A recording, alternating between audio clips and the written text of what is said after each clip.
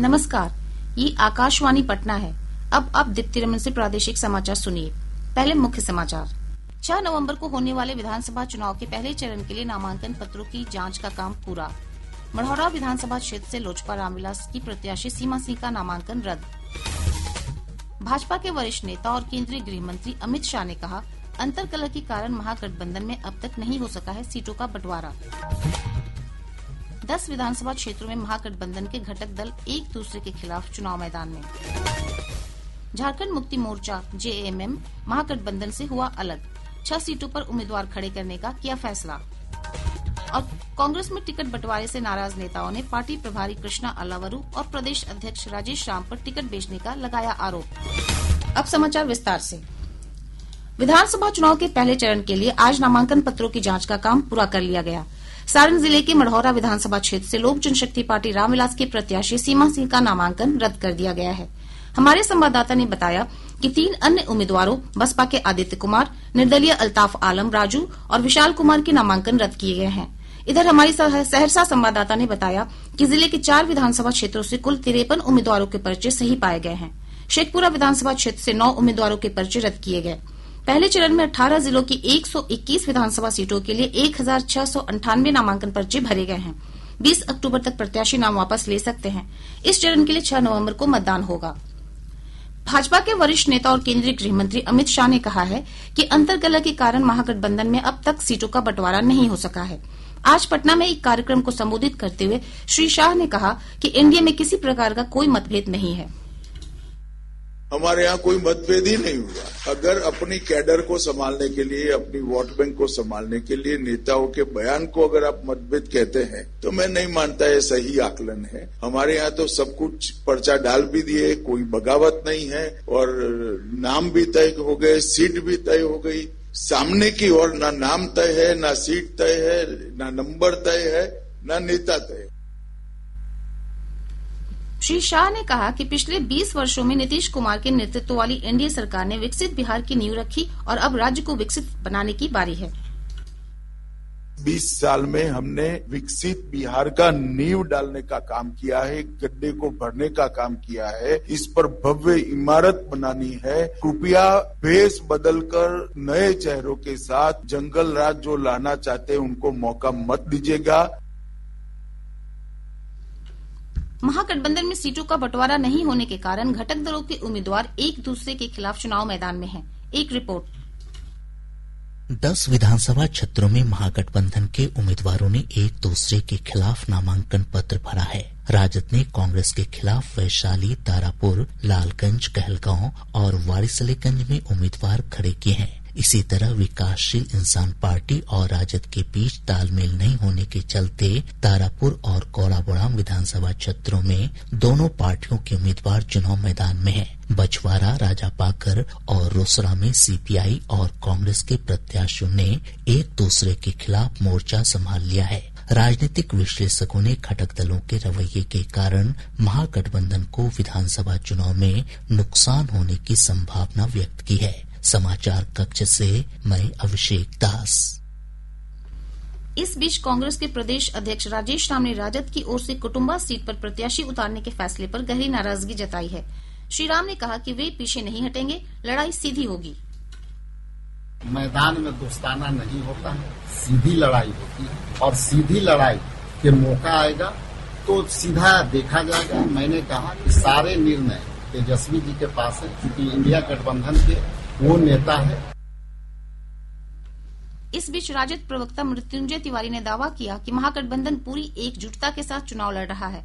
उन्होंने कहा कि इस बार बिहार के लोगों ने पूरी तरह बदलाव का मन बना लिया है। अब बिहार है तैयार, अब जुमलेबाजी की बौछार, भ्रष्टाचार अपराधियों की बहार वाली सरकार नहीं करेगा बिहार स्वीकार। अब बिहार करेगी नौकरी की भरमार वाली तेजस्वी सरकार को स्वीकार। इधर कांग्रेस के वरिष्ठ नेता और चुनाव पर्यवेक्षक भूपेश बघेल ने भाजपा पर नफरत की राजनीति करने का आरोप लगाया। पटना में संवाददाताओं से बातचीत में श्री बघेल ने कहा कि भाजपा का एकमात्र उद्देश्य किसी तरह वोट हासिल करना है। भारतीय जनता पार्टी नफरती राजनीति करती है, उसके अलावा उनको कुछ आता भी नहीं है। न देश उनसे चल रहा है, न राज्य उनसे चल रहा है। केवल नफरत फैला के वोट कबाड़ने का काम करते हैं, इसके अलावा उनको आता क्या है। किसी की यदि कोई गैस मिल रहा है तो अपने घर से दे रहे हैं, जिसकी वो बात करते हैं। देश के नागरिक का हक है लेने का। महागठबंधन में सीटों को लेकर जारी विवाद के बीच कांग्रेस के नाराज नेताओं ने आज पटना में बैठक की।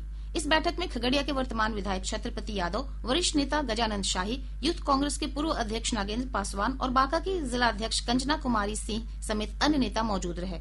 बाद में संवाददाताओं से बातचीत में कांग्रेस नेता बंटी चौधरी ने प्रदेश अध्यक्ष राजेश राम और पार्टी प्रभारी कृष्णा अल्लावरू पर टिकट बेचने का आरोप लगाया। उन्होंने कहा कि महागठबंधन टूटने के कगार पर है। इस बार चुनाव में पार्टी 10 सीट भी नहीं जीत पाएगी। कहीं न कहीं दिल्ली के सिंडिकेट योगातंत्र जितने नेता हैं, राहुल गांधी के कहे हुए वचनों को श्रीमती सोनिया गांधी के आदेश का अवहेलना किया गया है। इतना बड़ा खिलवाड़ हो रहा है और राहुल गांधी तक खबर नहीं आ रहा है। उनके बीच के जो आदमी है वो गड़बड़ कर रहे हैं। हम चाहते हैं कि प्रेस संवाददाता के माध्यम से आपकी आवाज दिल्ली दरबार तक पहुंचे और अल्लावरू पर जांच की एजेंसी बैठाया जाए और जो गलत लोग टिकट दिया गया उसकी भी कार्रवाई हो। कांग्रेस की प्राथमिक सदस्यता से इस्तीफा देने वाले पार्टी प्रवक्ता आनंद माधव ने टिकट बंटवारे में भेदभाव बरतने का आरोप लगाया। मैंने अपने सारे पदों से इस्तीफा दे दिया, लेकिन कांग्रेस में हूँ, कांग्रेस से बना रहूंगा और ये कांग्रेस में सुधार लाने के लिए ये प्रयास है। आपने ऐसे लोगों को टिकट दिया 2 दिन पहले आए हैं जो राहुल गांधी को गाली दिए हैं, उन्होंने राहुल गांधी को राष्ट्रीय आपदा कहा है, आपने उसको टिकट दिया। झारखंड मुक्ति मोर्चा ने महागठबंधन से नाता तोड़कर 6 सीटों पर चुनाव लड़ने की घोषणा की है। पार्टी के महासचिव और प्रवक्ता सुप्रियो भट्टाचार्य ने कहा कि पार्टी चकाई, धमदाहा, कटोरिया, मनिहारी, जमुई और फिर 35 सीटों पर अपने उम्मीदवार देगी। उन्होंने बताया कि महागठबंधन की ओर से पार्टी को सीट आवंटित नहीं की गई, जिस कारण पार्टी ने अलग होकर चुनाव लड़ने का फैसला किया है। जेएमएम जिन सीटों पर चुनाव लड़ेगी वहां दूसरे चरण के तहत 11 नवंबर को मतदान होना है। प्रादेशिक समाचार आप आकाशवाणी पटना से सुन रहे हैं। ताजा समाचारों के लिए आप हमारे एक्स हैंडल AIR_News_ पर जा सकते हैं। विधानसभा चुनाव के दूसरे चरण के लिए नामांकन की प्रक्रिया जारी है। इस चरण के तहत नामांकन की अंतिम तिथि 20 अक्टूबर तक निर्धारित है। हमारे संवाददाता ने बताया कि आज एनडीए और महागठबंधन के प्रत्याशियों समेत कई अन्य राजनीतिक दलों के उम्मीदवारों ने पर्चे दाखिल किए। भाजपा के वरिष्ठ नेता और पूर्व उप मुख्यमंत्री तारकिशोर प्रसाद ने आज कटिहार से नामांकन पर्चा दाखिल किया। भाजपा से ही स्वीटी सिंह ने किशनगंज से, वीणा देवी ने कोचाधामन से, त्रिविक्रम सिंह ने औरंगाबाद से और कविता पासवान ने कोढ़ा से नामांकन पत्र भरा। जदयू से नामांकन करने वालों में कैमूर से मंत्री जमा खां, अमरपुर से जयंत राज, बरारी से विजय सिंह और कहलगांव से शुभानंद मुकेश शामिल हैं। कांग्रेस के अवधेश सिंह ने वजीरगंज से और मुशब्बिर आलम ने बहादुरगंज से नामांकन किया। नवादा के वारिसलीगंज से राजद प्रत्याशी अनीता कुमारी ने नामांकन पत्र भरा। AIMIM के गुलाम हसनैन ने ठाकुरगंज से, हम के ललन राम ने कुटुम्बा से, जनसुराज के रामबली सिंह ने कुर्था से और लोक जनशक्ति पार्टी रामविलास के मोहम्मद कलीमुद्दीन ने बहादुरगंज तथा मिथुन यादव ने नाथनगर से पर्चा दाखिल किया। इधर जदयू के बागी विधायक गोपाल मंडल ने निर्दलीय प्रत्याशी के रूप में गोपालगंज से नामांकन पत्र भरा। समाचार कक्ष से मैं रजनीकांत चौधरी। विधानसभा चुनाव के लिए एनडीए और महागठबंधन समेत सभी राजनीतिक दलों ने चुनाव प्रचार तेज कर दिया है। हमारे संवाददाता ने बताया कि भाजपा की ओर से हरियाणा, त्रिपुरा, ओडिशा और गोवा के मुख्यमंत्रियों ने एनडीए प्रत्याशियों के समर्थन में जनसभाओं को संबोधित किया। भाजपा के वरिष्ठ नेता और हरियाणा के मुख्यमंत्री नायब सिंह सैनी ने कटिहार और सुपौल के त्रिवेणीगंज में पार्टी प्रत्याशियों के समर्थन में चुनाव प्रचार किया। श्री सैनी ने कहा कि नीतीश कुमार के नेतृत्व में बिहार लगातार प्रगति कर रहा है। बिहार के अंदर एनडीए के गठबंधन के लोग आदरणीय नरेंद्र मोदी जी के नेतृत्व में और यहाँ बिहार के अंदर नीतीश कुमार जी के नेतृत्व में गति से बिहार को विकसित बिहार की ओर ले जाने का काम कर रहे हैं।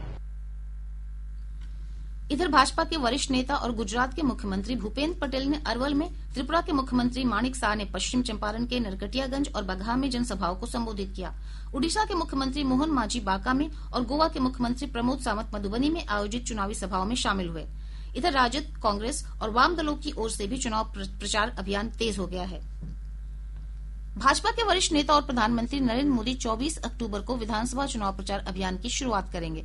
पार्टी के प्रदेश अध्यक्ष दिलीप जायसवाल ने बताया कि श्री मोदी विधानसभा चुनाव के दौरान प्रदेश के विभिन्न भागों में 10 चुनावी सभा को संबोधित करेंगे। उन्होंने बताया कि केंद्रीय गृह मंत्री अमित शाह 25 चुनावी रैलियों को संबोधित करेंगे। प्रधानमंत्री जी का जो प्रस्तावित कार्यक्रम 24 अक्टूबर को बिहार आ रहे हैं और बिहार में 2 जगह वो जनसभा को रैली को संबोधित करेंगे। 24 तारीख से उनका चुनावी प्रचार का आगाज होगा और वो समस्तीपुर की धरती, भारत रत्न जननायक कर्पूरी ठाकुर की धरती से अपने चुनाव प्रचार का शुरुआत करेंगे और फिर वहां से बेगूसराय, और बेगूसराय में उनका जो है फिर वहां भी जनसभा होगा। उसके बाद 29 अक्टूबर को उनका दूसरा प्रस्तावित कार्यक्रम है जिसकी सूचना बाद में दी जाएगी। अभी 24 अक्टूबर को बिहार का उनका पहला चुनावी सभा होने जा रहा है। भाकपा माले ने विधानसभा चुनाव के लिए 20 उम्मीदवारों की सूची जारी की है। इनमें पहले चरण के लिए 14 और दूसरे चरण के लिए 6 उम्मीदवारों के नाम शामिल हैं। दूसरे चरण में सिकटा से वीरेंद्र प्रसाद गुप्ता, पिपरा से अनिल कुमार, बलरामपुर से महबूब आलम, काराकाट से अरुण सिंह, अरवल से महानंद सिंह और घोसी से रामबली सिंह यादव को टिकट दिया गया है। राज्य में आदर्श आचार संहिता लागू होने के बाद से अब तक 22 करोड़ 52 लाख रुपए मूल्य की शराब जब्त की गई है। वहीं 16 करोड़ 21 लाख रुपए मूल्य से अधिक के ड्रग्स और नशीले पदार्थ बरामद किए गए हैं। इसके अलावा 50 करोड़ रुपए नकद, 11 करोड़ 88 लाख रुपए मूल्य के फ्री बीज और अन्य सामान तथा 5 करोड़ रुपए मूल्य के कीमती धातु जब्त किए गए। आज धनतेरस का पर्व पारंपरिक श्रद्धा और उल्लास के साथ मनाया जा रहा है। धनतेरस को धन त्रयोदशी और धनवंतरी जयंती के रूप में भी जाना जाता है। इस दिन भगवान धनवंतरी की पूजा अर्चना की जाती है। ऐसी मान्यता है कि आज ही के दिन समुद्र मंथन के दौरान भगवान धनवंतरी अपने हाथ में अमृत कलश लेकर प्रकट हुए थे। इस दिन सोना चांदी के आभूषण और बर्तन खरीदने का प्रचलन है। भाजपा के वरिष्ठ नेता और प्रधानमंत्री नरेंद्र मोदी ने कहा है कि बिहार के लोगों के लिए इस बार दिवाली एक साथ कई सौगात लेकर आ रही है। नई दिल्ली में एक कार्यक्रम को संबोधित करते हुए प्रधानमंत्री ने कहा कि दीपावली के बाद 14 नवंबर को बिहार के लोग एनडीए के विजय की भी दिवाली मनाएंगे। इस बार बिहार में डबल दिवाली आने वाली है। एक तो नवरात्रि के पहले दिन जीएसटी के कारण लोगों ने दिवाली मनाई। अब 20 अक्टूबर को दिवाली है, वो हम मनाने जा रहे हैं। लेकिन इस बार बिहार का मिजाज 14 नवंबर को एनडीए के विजय वाली दिवाली भी मनानी है और इसमें हर बार की तरह बिहार की बहनों बेटियों की बहुत बड़ी भूमिका रहेगी। निगरानी जांच ब्यूरो की टीम ने ग्रामीण कार्य विभाग के इंजीनियर संजीव कुमार के पटना स्थित ठिकाने पर छापेमारी की है। लगभग 13 घंटे चली छापेमारी के दौरान 7.5 लाख रुपए नकद, 18 लाख रुपए मूल्य के जेवरात और जमीन तथा निवेश के कई कागजात जब्त किए गए। आय से अधिक संपत्ति मामले में ये कार्रवाई की गई है। इधर गोपालगंज जिले के थावे थाना क्षेत्र अंतर्गत कबिलासपुर गांव स्थित एक घर में पुलिस ने छापेमारी कर 1 करोड़ रुपए बरामद किए हैं। और अब अंत में मुख्य समाचार एक बार फिर। 6 नवंबर को होने वाले विधानसभा चुनाव के पहले चरण के लिए नामांकन पत्रों की जांच का काम पूरा। मढ़ौरा विधानसभा क्षेत्र से लोजपा रामविलास की प्रत्याशी सीमा सिंह का नामांकन रद्द। भाजपा के वरिष्ठ नेता और केंद्रीय गृह मंत्री अमित शाह ने कहा, अंतरकलह के कारण महागठबंधन में अब तक नहीं हो सका है सीटों का बंटवारा। 10 विधानसभा क्षेत्रों में महागठबंधन के घटक दल एक दूसरे के खिलाफ चुनाव मैदान में। झारखंड मुक्ति मोर्चा जेएमएम महागठबंधन से हुआ अलग, 6 सीटों पर उम्मीदवार खड़े करने का किया फैसला। और कांग्रेस में टिकट बंटवारे से नाराज नेताओं ने पार्टी प्रभारी कृष्णा अल्लावरू और प्रदेश अध्यक्ष राजेश राम पर टिकट बेचने का लगाया आरोप। इसके साथ ही आकाशवाणी पटना से प्रसारित प्रादेशिक समाचार का ये अंक समाप्त हुआ।